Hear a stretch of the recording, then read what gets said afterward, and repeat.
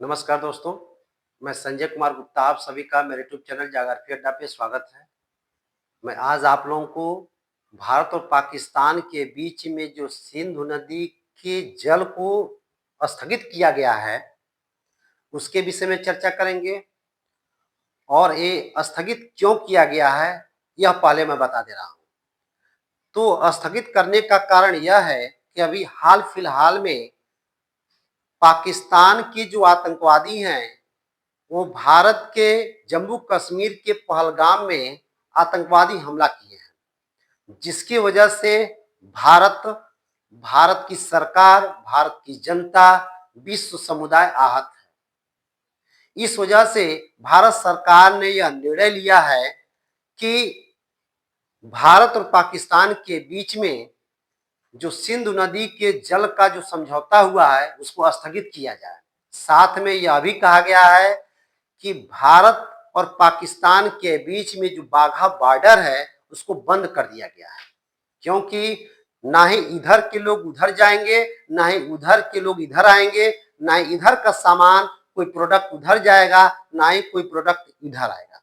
ठीक, यह भी कहा गया है कि भारत में जितने भी सार्क वीजा के माध्यम से भारत में पाकिस्तानी घूमने आए हैं, उनको यह निर्देश दिया गया है, सख्त निर्देश दिया गया है कि भैया ऐसा है कि आप जल्द से जल्द आप अपने देश लौट जाएं।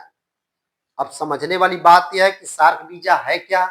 सार्क वीजा वह है जो भारत पाकिस्तान के लोगों को, अर्थात उन लोगों को जो विशेष होते हैं, जो विशिष्ट होते हैं, उनको सार्क वीजा दिया जाता है। उस सार्क वीजा के माध्यम से ही जो है भारत में आ सकते हैं। ठीक है, अगला पॉइंट यह भी कहा गया है कि भारत जो है, अर्थात भारत के 55 राजनयिक जो है पाकिस्तान में है, उस 55 नागरिक में केवल 55 राजनयिक में 55 राजनयिक में केवल 30 राजनयिक को ही जो है वहां पर रहने का अधिकार दिया गया है और सभी को बुला लिया गया है। ठीक है, इस तरीके से अभी जो है आतंकवादी हमला हुआ है, उस आतंकवादी हमले के बाद भारत सरकार ने यह निर्णय लिया है।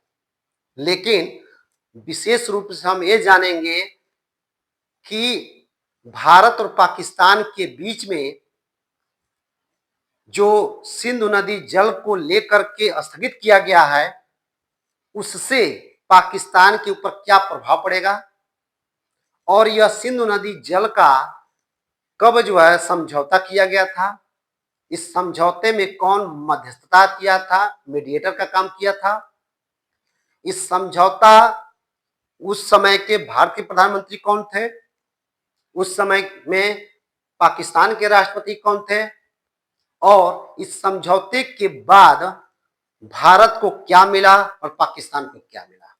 ठीक है, तो सबसे पहले ये जानेंगे कि सिंधु नदी कहां से निकलती है। सिंधु नदी तिब्बत के मानसरोवर झील के निकट चेमा युंगडुंग ग्लेशियर से निकलती है।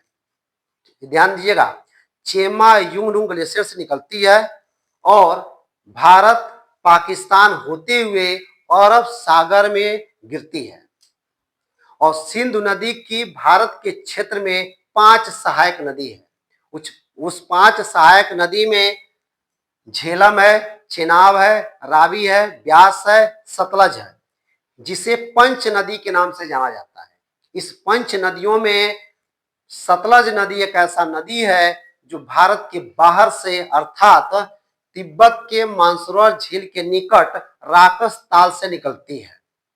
ठीक है, इस तरीके से जो है सिंधु नदी का ये रूप है मैप के माध्यम से। लेकिन अब सिंधु नदी के जल को लेकर के जो समझौता किया गया था, उस समझौता क्यों किया गया था?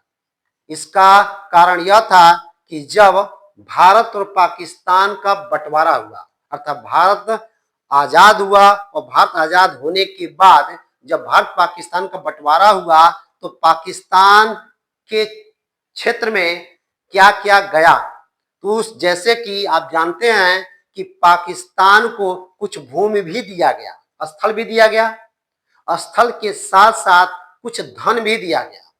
और उसी के साथ साथ प्राकृतिक संसाधनों का भी बंटवारा किया गया।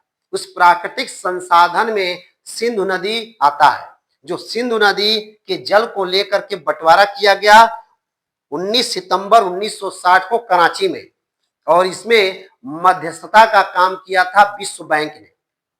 उस समय भारत के प्रधानमंत्री पंडित जवाहरलाल नेहरू थे और उस समय पाकिस्तान के राष्ट्रपति अयूब खान थे। ठीक, इन दोनों के बीच में समझौता हुआ और समझौता के बाद भारत को सिंधु नदी के जल का मात्र 20% उपयोग करने का अधिकार मिला, जबकि पाकिस्तान को सिंधु नदी के जल का उपयोग करने का 80% अधिकार दिया गया था। अब ध्यान दीजिएगा, यहाँ पे जो 80% अधिकार दिया गया था, उसका मतलब यह है कि कहीं न कहीं आज भी पाकिस्तान जो है सिंधु नदी के जल पर ही क्या है, निर्भर है।